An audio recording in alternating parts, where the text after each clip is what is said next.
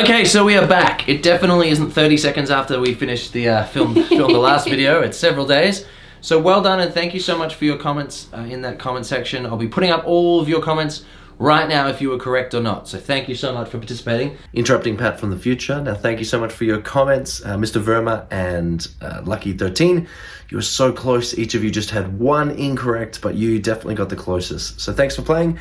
We'll have another blindfold video next month, but here's the answers. Let's check out what Jess said. So we'll go all the way up. So can you see that I've written humbucker and single coil? Oh yeah. Okay, so the first one, because this was a whole new idea, Jess had no idea. So the first idea, but then she started sort of catching on to things that you would look out for. So things that I can pick up instantly because I've been playing for so long. It just took Jess a little bit of time. So, the first example, it's so clear and almost you might say a little bit thin, but it's really nice for those single note melodies. It was single coil. The next one,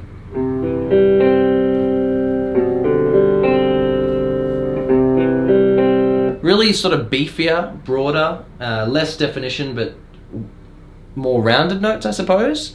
So that was the first one that Jess struggled with because it was your first one. Yeah. So first one was single coil, next one was humbucker. Next example. 2A. 2A.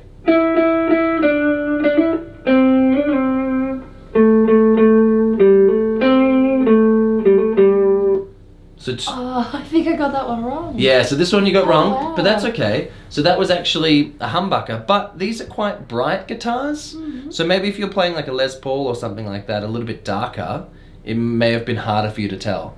Because they're already quite bright guitars, so it's a little bit tricky. And this was the 2B was a single coil. Just narrower.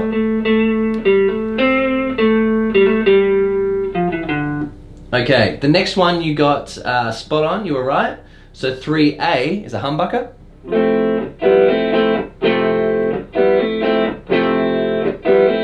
Just a lot of power there, and that would make 3B single coil.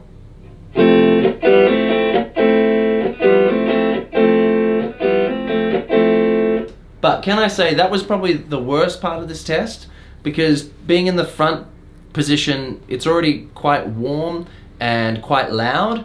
So the problem was with that sort of clean chording, I wouldn't have used either of those sounds for chording.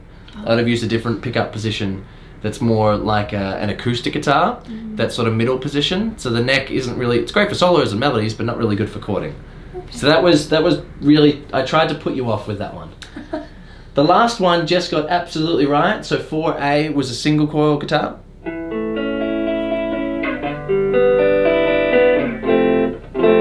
We'll swap over.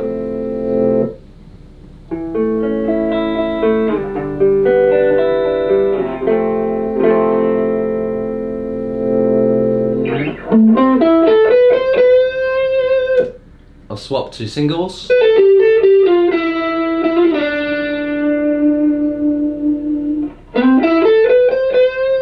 Humbucker.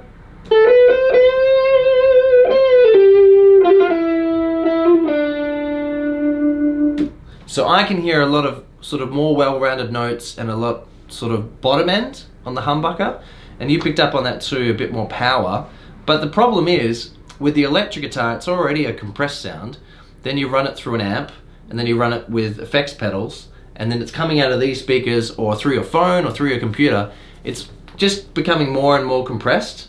So the differences between hearing those single coil tones and the humbucker tones on something like that, a lead sound, is actually quite tricky, ultimately because of all the compression. But what did you think? Did you find it interesting? Yeah, I definitely found it interesting, and as a non-guitarist, it's hard for me because I don't have the vocabulary to describe. Obviously, sure. I am an instrumentalist, but words like bell, like dark, bright, I guess I don't really use when I talk about the piano, so it's hard for me to, I could hear a difference some of the time. Yeah. I think particularly when you were playing chords, it was harder to hear when you were playing single notes. And ultimately I think it doesn't matter too much which one you use. They're just tools that you use in your bag. but it's basically two different flavors of the same sandwich. Yeah, no, I agree. So like whatever emotion or story you're trying to convey, I think you'll convey that. It just depends on which flavor you want to express. So ultimately, single coils and humbuckers doesn't matter?